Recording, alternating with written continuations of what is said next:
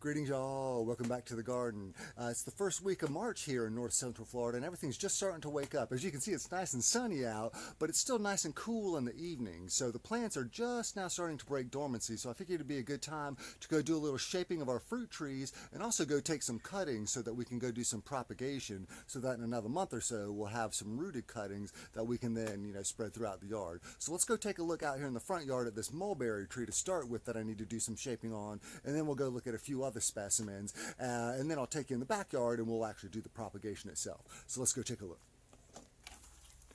Alrighty, y'all, and here we are coming out into the front yard, and as you can see over here, we've got this little mulberry tree that is just starting to leaf out, and it looks really good. I got it last year when it was only about 6 inches tall, and it's already about 6 feet tall right now. But if we take a look down here at the trunk on it, it's not the greatest, right? You can see how we have this sort of split trunk with this other little miniature trunk coming off the side here. And what I'd rather do is have basically one central stalk, and then off of that have, say, maybe 4 to 6 other main branches, so it will create sort of a wine cup effect or sort of a candelabra effect. And if I let this grow much longer, as these two stalks get bigger and bigger, of course they'll want to then separate, which will then lead to essentially a rip and a tear down in the trunk here, which is kind of hard to see in the shadow, but it's actually already sort of starting to do that. So I've looked at these two trunks, and it looks like this one is in better shape.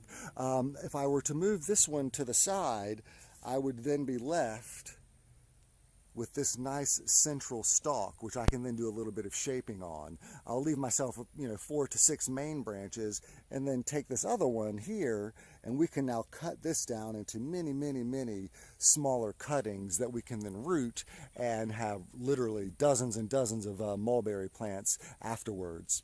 So we'll start by initially pruning this mulberry tree into a single trunk so that it will end up looking a little bit more like this one that we have over here on the other bed. It was kind of a little bit more of a straight growing plant straight from the start. And you can also see, let me get in the light here. You can also see where I had gone back when the plant was very young and cut off its second main trunk as well. So now I was left with a single central stalk that then has a few main branches coming off of it that can then leaf out from there. So we have this sort of what you'll hear people call as like a wine glass shape. So the mulberry tree here is looking good, and then we can come over to this peach tree as well, which hasn't even started to open yet.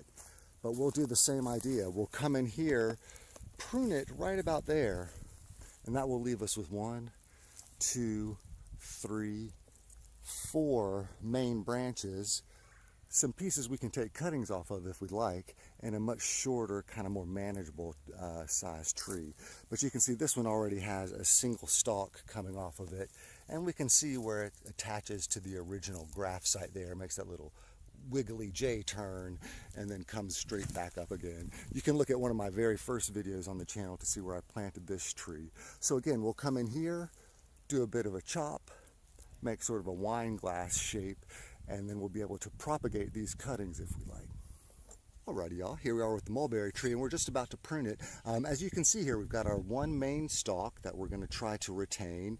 This is the one we're going to be cutting along with this other little guy in the back. The small one we can cut straight off, and it's practically ready to root just as it is.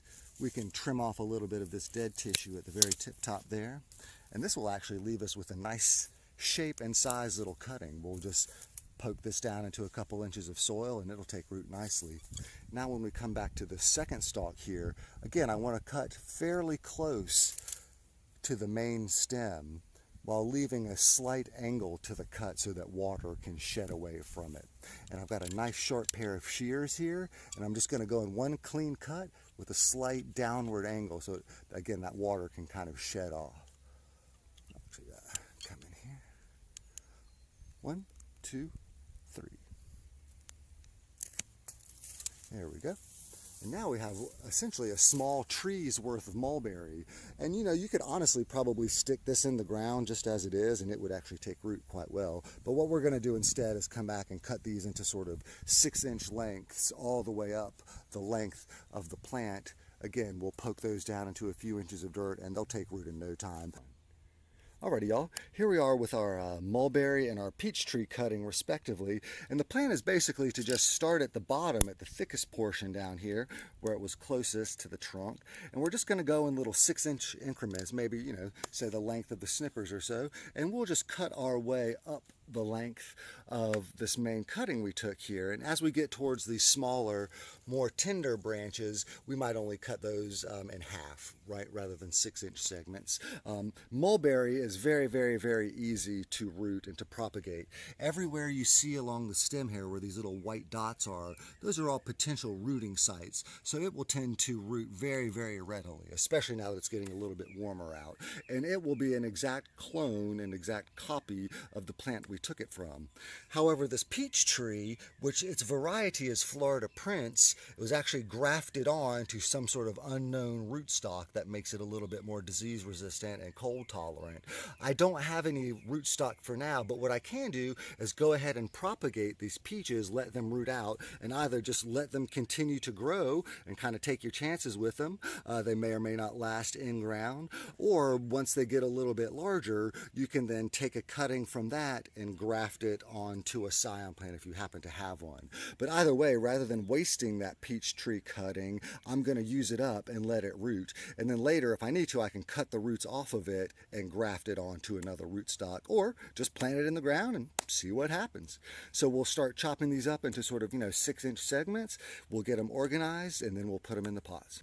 Okay, y'all, here's our little pot of just real basic, simple potting soil that I've added a tiny bit of extra perlite to, just to kind of loosen things up a little bit. You might hear people call this like a seedling mix from time to time. And the idea behind it is that it just doesn't hold too much moisture, because the worst thing that can happen to your cutting is for the bottom of it to damp off and for it to rot. So we don't want to keep it too wet for too long. Moist, but not wet, right? And the idea is that anywhere we have one of these nodes, we can get a potential branch, and anywhere we have these little white flecks, we can potentially get roots. So long as we have a few of these nodes and a fair number of these little potential root sites, these dots underneath the soil, will be fine.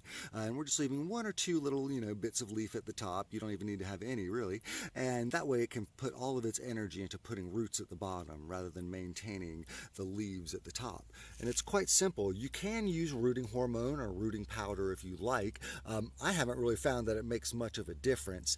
The main differences I found are keeping it not too wet and keeping it relatively warm, which we have good warm weather now, so I'm not worried about that.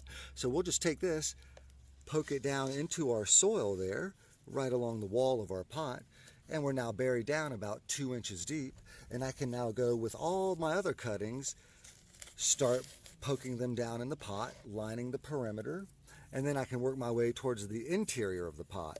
And this way I'm able to use, a single container and hold, probably a dozen or more cuttings within it.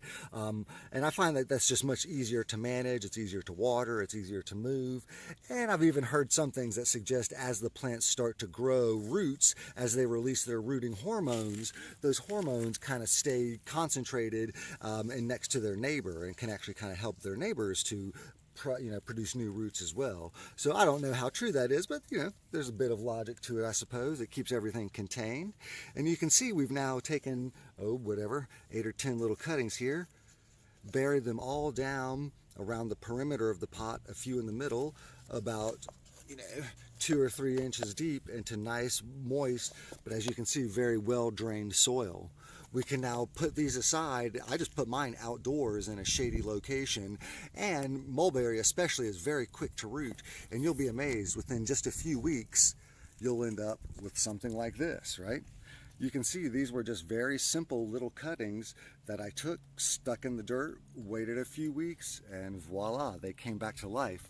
So much so that you can see they're actually already trying to flower and produce fruit, even though they're basically just glorified cuttings.